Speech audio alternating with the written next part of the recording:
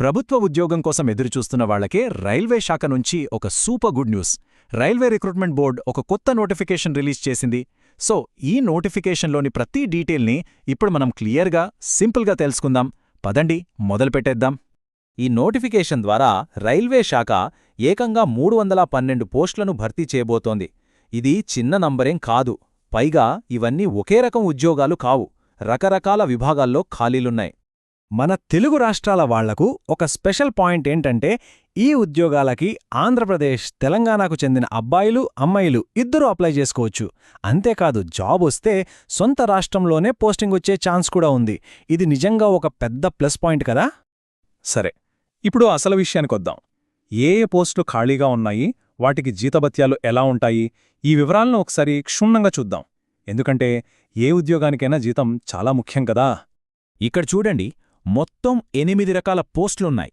వీటిలో highest vacancies junior translator పోస్టులు ఏకంగా 202 ఉన్నాయి. ఆ తర్వాత ల్యాబ్ అసిస్టెంట్, వెల్ఫేర్ ఇన్స్పెక్టర్, లా అసిస్టెంట్, ఇలా చాలా రకాల పోస్టులున్నాయి. దీన్ని బట్టి అర్థమవుతోంది, వేర్వేరు అర్హతలున్న చాలామందికి ఇదొక మంచి అవకాశమన్నమాట.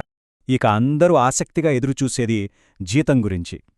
రైల్వే ఉద్యోగాల్లో జీతం చాలా ఆకర్షణీయంగా ఉంటుంది. ఎందుకంటే ఇక్కడిచ్చేది కేవలం బేసిక్ పే మాత్రమే కాదు, దానికి బోలెడన్ని అలవెన్సులు కూడా యాడ్ అవుతాయి. ఉదాహరణకి, కొన్ని ఉన్నత స్థాయి పోస్టులకు బేసిక్ పేనే సుమారు 44,900 రూపాయలుంటుంది. దీనికి అన్ని అలవెన్సులు కలుపుకుంటే నెలకి చేతికి దాదాపు 75,000 రూపాయల వరకు జీతమొస్తుంది. అలాగే మధ్యస్థాయి పోస్టులను చూస్తే వీటికి బేసిక్ పే 35,000 రూపాయల వరకు ఉంటుంది. అంటే అలవెన్సులన్నీ కలిపితే నెలకు దాదాపు 60,000 రూపాయల జీతం అందుకోవచ్చు. ఇక ఎంట్రీ లెవెల్ పోస్టుల విషయానికొస్తే బేసిక్ పే 19,000 రూపాయలు ఉన్నప్పటికీ అలవెన్సులతో కలిపి నెలకు 40,000 రూపాయల వరకు జీతం వస్తుంది. చూశారుగా, జీతం పరంగా ఇది అన్ని స్థాయిలోనూ చాలా మంచి అవకాశం. సరే, జీతాల వివరాలు చూశాం కదా. ఇప్పుడు చాలా కీలకమైన విభాగానికి వచ్చాం. అసలు ఈ ఉద్యోగాలకి అప్లై చెయ్యాలంటే ఏం కావాలి, ఎవరెవరు అర్హులు, ఆ క్వాలిఫికేషన్స్ ఏంటో ఇప్పుడు చూసేద్దాం. ముందుగా ఏజ్ లిమిట్. ఇది ఒక్క పోస్టుకి ఒక్కోలా ఉంటుంది. ల్యాబ్ అసిస్టెంటుకు 18 నుంచి 30 ఏళ్లు, వెల్ఫేర్ ఇన్స్పెక్టర్కు 18 నుంచి 33 ఏళ్లుగా నిర్ణయించారు.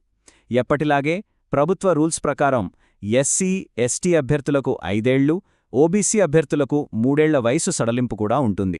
వయసు సరిపోతే సరిపోదు కదా, చదువు కూడా ముఖ్యం. ప్రతి పోస్ట్కి చాలా స్పెసిఫిక్గా ఎడ్యుకేషనల్ క్వాలిఫికేషన్స్ అడిగారు. కొన్ని ముఖ్యమైన పోస్టులకి ఏం చదివి ఉండాలో ఇప్పుడు ఉదాహరణగా చూద్దాం. ఇక్కడ ల్యాబ్ అసిస్టెంట్ పోస్టు చూడండి. దీనికి అర్హత చాలా సింపుల్.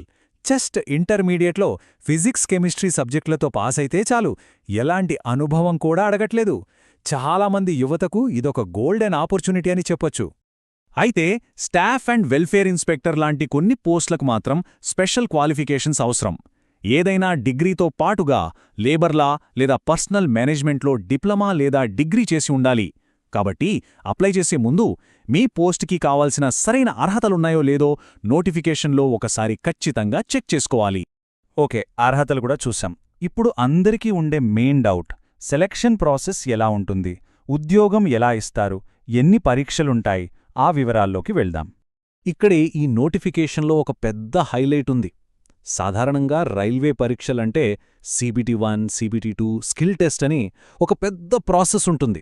కానీ ఈసారి అంత సీన్ లేదు. ఎంపిక ప్రక్రియలో ఉండేది కేవలం ఒకే ఒక్క పరీక్ష. ఇది ప్రిపేర్ అయ్యేవాళ్లకు చాలా పెద్ద రిలీఫ్. అవును, ఎంపిక ప్రక్రియ చాలా సింపుల్. 2 దశలు. మొదటిది కంప్యూటర్ బేస్డ్ టెస్ట్ అంటే CBT. రెండవది సర్టిఫికేట్ వెరిఫికేషన్. చాలా పోస్టులకి ఈ CBTలో మంచి మార్కులు తెచ్చుకుంటే చాలు, నేరుగా డాక్యుమెంట్ వెరిఫికేషన్ పిలుస్తారు. ఒక్క జూనియర్ ట్రాన్స్లేటర్ పోస్టుకు మాత్రమే అదనంగా ఒక ట్రాన్స్లేషన్ టెస్ట్ పెడతారు. మరి ఆ ఒక్క పరీక్షలో ఏం అడుగుతారు, సిలబస్ ఏంటి? చూడండి, మొత్తం 100 మార్కుల పేపర్లో సరిగ్గా సగం అంటే 50 మార్కులు ప్రొఫెషనల్ ఎబిలిటీ విభాగానికే కేటాయించారు. అంటే మీరు ఏ పోస్టుకి అప్లై చేస్తున్నారో ఆ సబ్జెక్టు మీద పూర్తి పట్టు సాధిస్తే సగం విజయం మీ చేతిలో ఉన్నట్టే. ఇంకొన్ని ముఖ్యమైన విషయాలు. పరీక్షలో మొత్తం 100 ప్రశ్నలుంటాయి. టైం 90 నిమిషాలు. అంటే ఒక ప్రశ్నకు నిమిషం కన్నా తక్కువ సమయముంటుంది. స్పీడ్ ముఖ్యం. అండ్ చాలా జాగ్రత్త, నెగెటివ్ మార్కింగ్ ఉంది. ప్రతి తప్పు సమాధానానికి 1/3 మార్క్ కట్ అవుతుంది. సో ఖచ్చితంగా తెలిస్తేనే ఆన్సర్ పెట్టాలి. సరే, అన్నీ తెలుసుకున్నాం. ఇక చివరిగా ఈ ఉద్యోగాలకు ఎలా అప్లై చేయాలి, ఫీజు వివరాలు ఏంటి, ముఖ్యమైన తేదీలు ఏవి, ఈ ప్రాక్టికల్ విషయాలు కూడా చూసేద్దాం. అప్లికేషన్ ఫీజు జనరల్ కేటగిరీ వాళ్లకు 500 రూపాయలు. అయితే ఇందులో 400 రూపాయలు తిరిగిచ్చేస్తారు. ఇక ఎస్సీ, ఎస్టీ, మహిళలు, మైనారిటీలు, ఈబీసీ అభ్యర్థులకు ఫీజు 250 రూపాయలు. ఇది కూడా మొత్తం తిరిగి వచ్చేస్తుంది. అయితే ఇక్కడొక కండిషన్ ఉంది. ఈ రీఫండ్ రావాలంటే అభ్యర్థులు ఖచ్చితంగా పరీక్షకు హాజరు కావాలి. ఇది మర్చిపోవద్దు. ఇక అందరూ నోట్ చేసుకోవాల్సిన ముఖ్యమైన తేదీలు: ఆన్లైన్ అప్లికేషన్లు డిసెంబర్ 30, 2025న మొదలవుతాయి. చివరి తేదీ జనవరి 29, 2026. లాస్ట్ మినిట్ వరకు ఆగకుండా వీలైనంత త్వరగా అప్లై చేసుకోవడం చాలా మంచిది. కాబట్టి మనం గుర్తుంచుకోవలసిన కీలకమైన విషయం ఒకటే: ఈ నోటిఫికేషన్ ద్వారా మంచి సంఖ్యలో ఉద్యోగాలు, అది కూడా చాలా సులభమైన సింగిల్ ఎగ్జామ్ ప్రాసెస్తో భర్తీ చేస్తున్నారు. ప్రభుత్వ ఉద్యోగం కోసం సీరియస్గా ప్రిపేర్ అవుతున్న వాళ్లకు ఇది నిజంగా ఒక సువర్ణావకాశం. ఈ అద్భుతమైన రైల్వే ఉద్యోగానికి సిద్ధమవ్వడానికి కావలసిన పూర్తి సమాచారం ఇప్పుడు మన ముందుంది. మరి ఈ అవకాశాన్ని అందిపుచ్చుకోవడానికి ప్లాన్ రెడీ అయిందా? ఈ గోల్డెన్ ఛాన్స్ను ఉపయోగించుకుని లక్ష్యాన్ని చేరుకోవడానికి సిద్ధంగా ఉన్నారా?